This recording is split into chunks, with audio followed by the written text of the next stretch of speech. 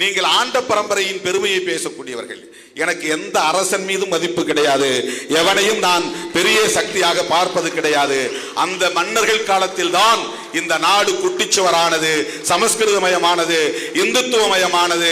தமிழ் கோவிலின் கருவறைக்குள்ளே இருந்த தமிழ் தூக்கி வெளியே வீசப்பட்டதெல்லாம் இந்த பாண்டிய மன்னர்கள், சோழ மன்னர்கள், சேர மன்னர்கள், பல்லவ மன்னர்கள் ஆண்ட காலத்தில் தான்.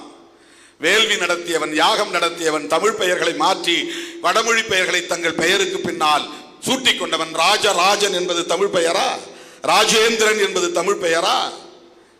எல்லாம் வடமொழி பெயர்களை சூட்டிக் கொண்டவர்கள், வடமொழியிலே மயங்கி கிடந்தவர்கள், பார்ப்பனர்களின் வேள்வி யாகங்களில் மயங்கி கிடந்தவர்கள்.